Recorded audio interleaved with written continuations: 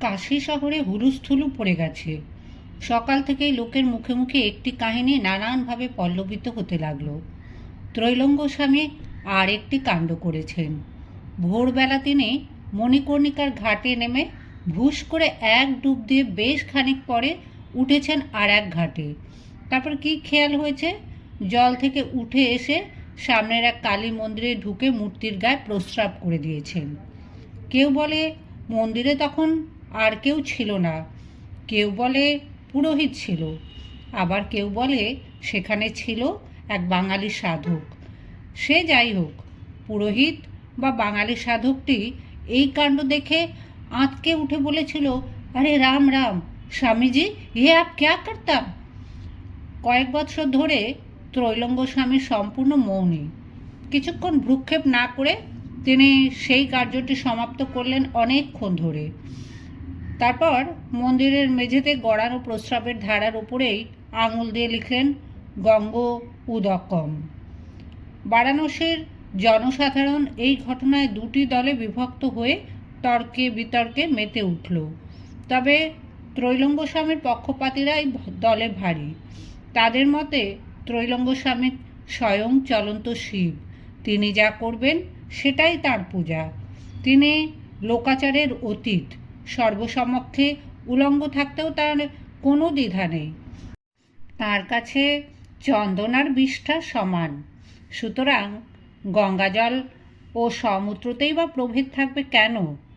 গঙ্গা তার শরীরের মধ্যে প্রবাহিত। অন্যদল এটা মানতে রাজি নয়। যোগীরাজ বা অবতারদেরও তো লোকশিক্ষার জন্য কিছু করতে হয়। এ কেমন ধারা লোকাচার, বহির্ভূত উৎকট ব্যবহার।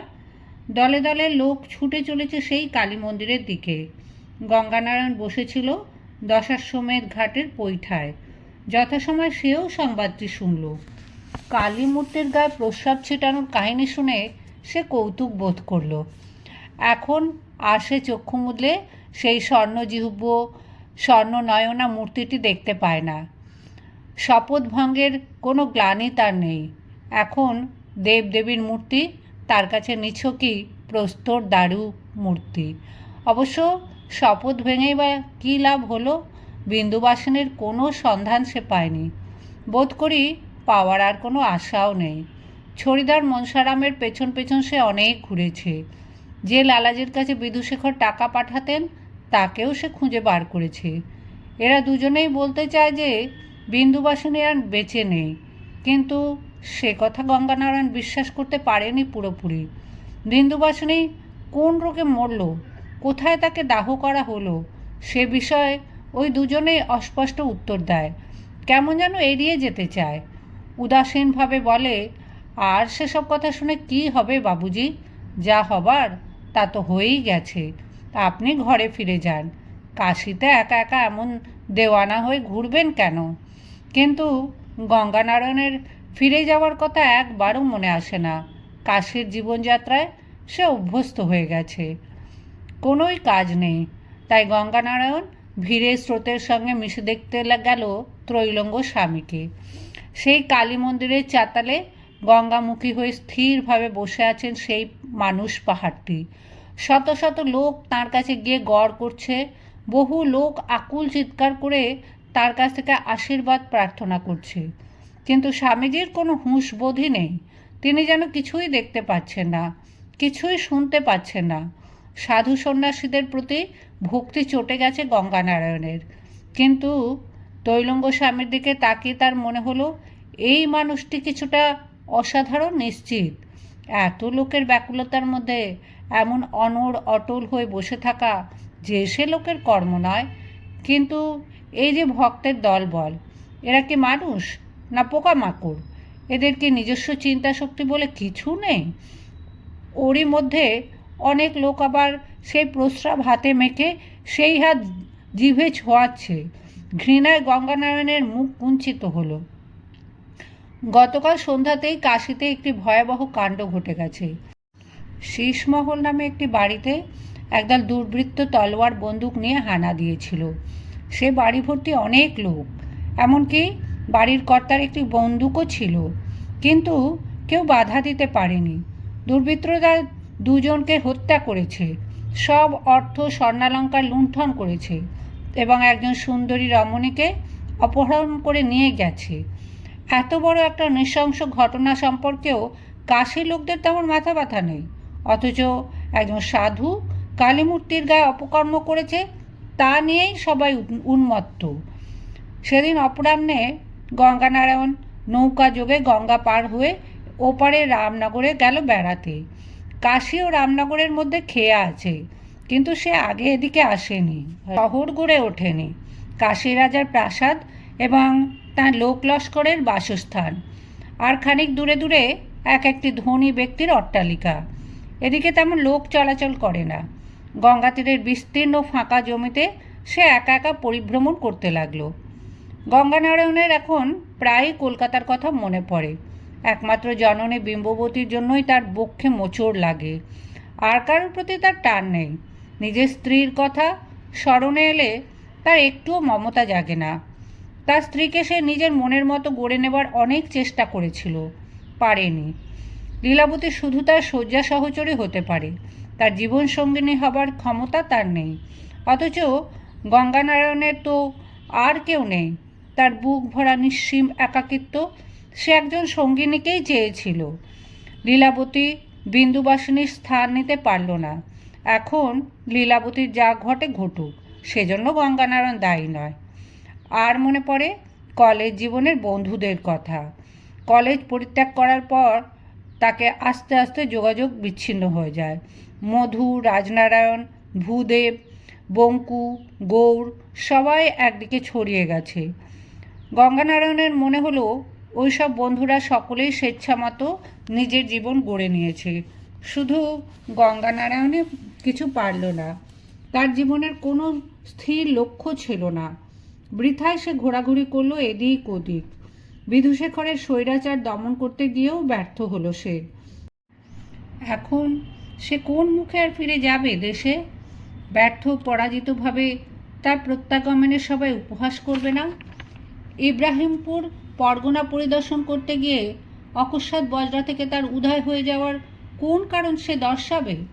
কারণটি তো সে নিজেই এখনও জানে না। বিন্দুবাসিনী নেই, তবু এই বারাণসীতেই সে বাকি জীবনটা কাটিয়ে দেবে। ফেরার জন্য গঙ্গানারায়ণ তীর ধরে ধরে খেয়াঘাটের দিকে আসছে। পথে অন্য একটি ঘাট পড়ল। তখন প্রায়ন্ধকার হয়ে এসেছে। আকাশে ফিকে জ্যোৎস্নার আভা, বাতাস বইছে মন্দ মন্দ। গঙ্গানারায়ণ দেখল নদী থেকে উঠে আসছে এক রমণী। সিক্ত বসন, শরীরের সঙ্গে সাঁটা, পিঠের উপর গুচ্ছ গুচ্ছ কেশ ভার, চক্ষু দুটি নিমিল। তৎক্ষণাৎ গঙ্গানারায়ণের নিঃশ্বাস বন্ধ হয়ে গেল। তার হৃদয়ে সংশয়ের অবকাশ মাত্র হলো না। এক পলক দেখেই সে অস্ফুট কণ্ঠে বলল, বিন্দু। ঘাটের কাছে দুজন স্ত্রীলোক একটি লাল বনাত মেলে ধরে আছে, যাতে সম্মুখ থেকে অন্য কেউ স্নানরতাকে দেখতে না পায়। কিন্তু গঙ্গানারায়ণ আসছিল নদীর ধার ঘেঁষে। তার চোখ চলে গিয়েছিল হঠাৎ সেদিকে। দ্বিতীয়বার দৃষ্টিপাত করেই গঙ্গানারায়ণ আবার জোর করে ডেকে উঠল, বিন্দু। তারপরে দৌড়ল সেদিকে। গঙ্গানারায়ণ ঘাটের কাছে গিয়ে পৌঁছতেই সেই বনাত ধরে থাকা স্ত্রীলোক দুটি চিৎকার করে উঠল দুর্বোধ ভাষায়। অমনি কোথা থেকে দুজন ভীমকায় প্রহরী এসে গঙ্গানারায়ণের হাত চেপে ধরে কর্কশ্বরে বলল, বেওয়াকুফ, বেহুদা কাহিকা।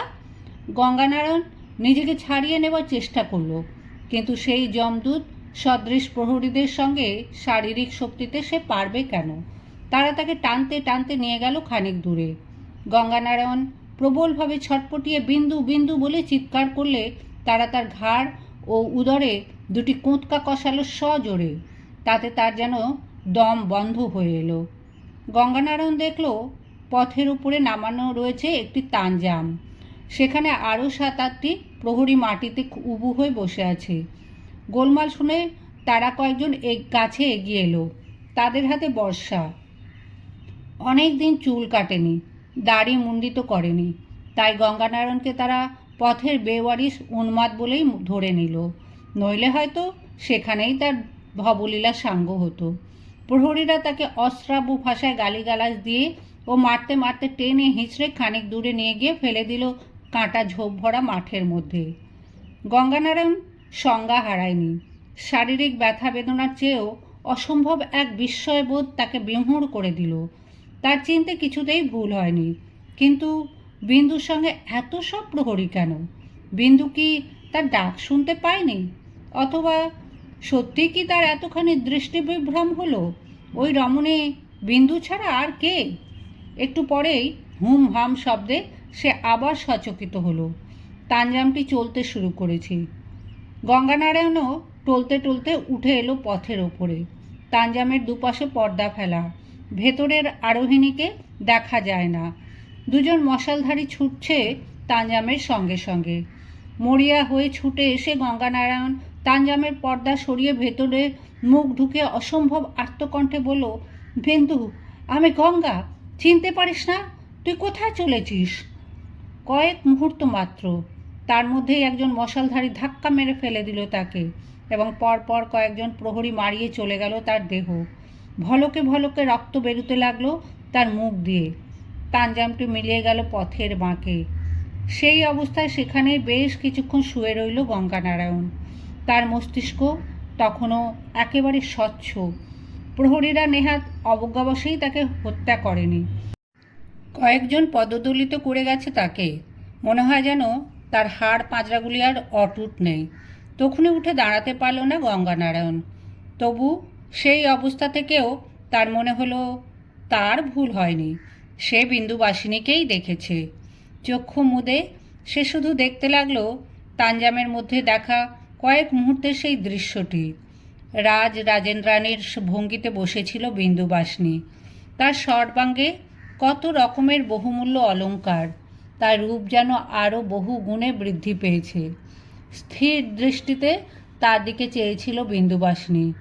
মুখের একটি রেখা কাঁপেনি, চোখের পলক পড়েনি। সকালে ত্রৈলঙ্গ স্বামীর যেমন দৃষ্টি দেখেছিল গঙ্গানারায়ণ, বিন্দুবাসিনীর দৃষ্টিও যেন ঠিক সেই রকম। কোনো আর্তরবেই ভ্রুক্ষেপ হয় না, ঠিক যেন প্রাচীন পাথরের মূর্তির জীবন্ত চক্ষু। কি কঠিন, কি অস্বাভাবিক! প্রহরীদের প্রহারের জন্য নয়, বিন্দুবাসিনীর সেই দৃষ্টির জন্যই গঙ্গানারায়ণের ভয় করতে লাগলো। এ কোন বিন্দুকে দেখল সে?